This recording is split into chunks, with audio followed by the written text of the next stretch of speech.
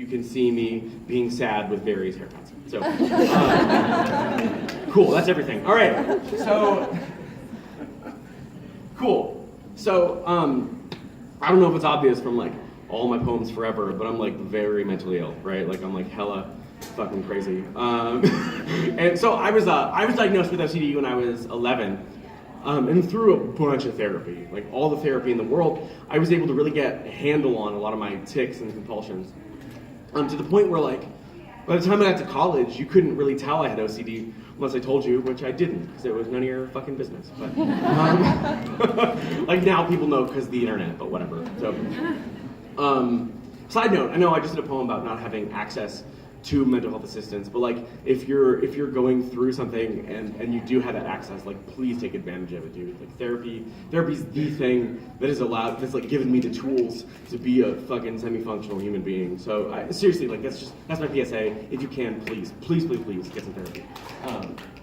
So yeah, when I was about 21, 22, I started having these really intense mood swings.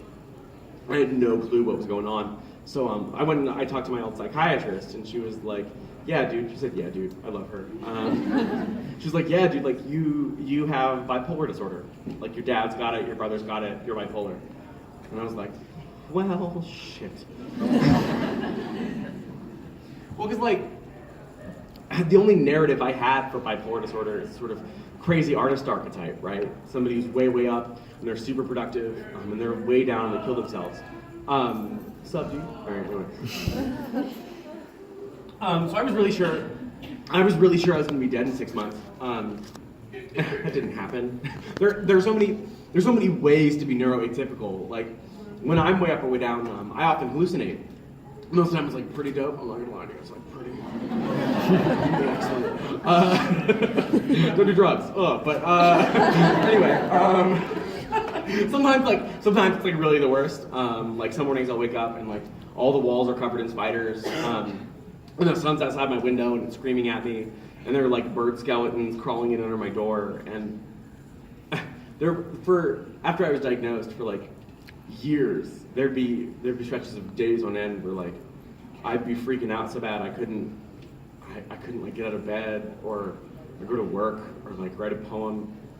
And the first day that I decided to stop beating myself up for all that, because I spent so long being like, you're worthless, like you don't care about your friends or your family or your art. And the first day that I decided that I was gonna love myself despite all this stuff that was going on in my head, and I was gonna forgive myself for whatever was happening that wasn't under my control. Like, it didn't get better, because nothing's magically gonna make your brain better. It got so much easier to be who I was every single day. So that's kind of what this last poem is about. It's also full of dumb jokes because I'm me and I can't help myself. But seriously, if you get anything from this poem and this set and like my life in the world, please forgive yourself and love yourself. This is my last poem. It's called The Future.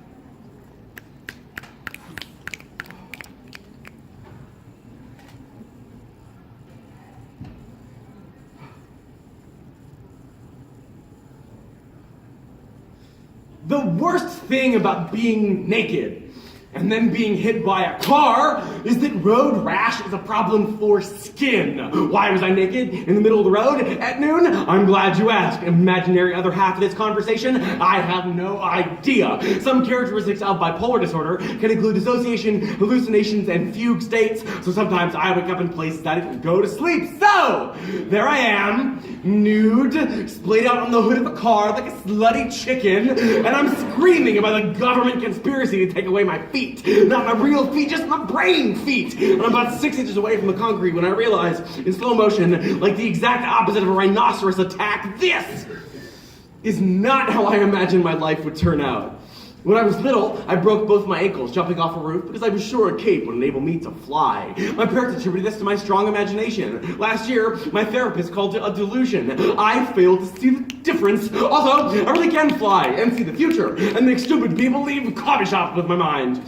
43% of the time. Sometimes I see people as colors. The point is, here's a list of things that my brain has told me to do. Join a cult, start a cult, become a cabinet maker, kill myself, so in essence, become a cabinet maker.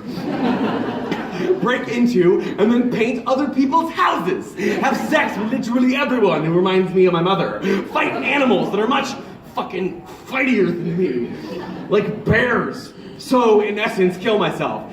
I think a lot about killing myself. Not like a point on a map, but rather like a glowing exit sign to show it's never been quite bad enough to make me want to leave. See, when I'm up, I don't kill myself because, holy shit, there is so much left to do. And when I'm down, I don't kill myself because then the sadness would be over. And the sadness is my old paint under the new. The sadness is the house fire or the broken shoulder. I'd still be me without it, but I'd be so boring. They keep telling me seeing things that aren't technically there is called disturbed cognitive functioning. I call it having a superpower. Once I pulled over on the freeway and jumped out of my old red Jeep because I saw it burst into flames. 20 seconds before it actually burst into flames. I knew my girlfriend and I would be together because she turned bright pink the first time she saw me. I know tomorrow's gonna come because I've seen it. Sunrise is going to come. All you have to do is wake up. The future has been at war, but it's coming home so soon. The future is the map and the treasure. The future looks like a child in a cape. The future is just like gravity. Everyone is slowly drifting toward everyone else. We will all be part of each other one day. The future is a blue sky and a full tank of gas. I saw the future. I did. And in it, I was alive.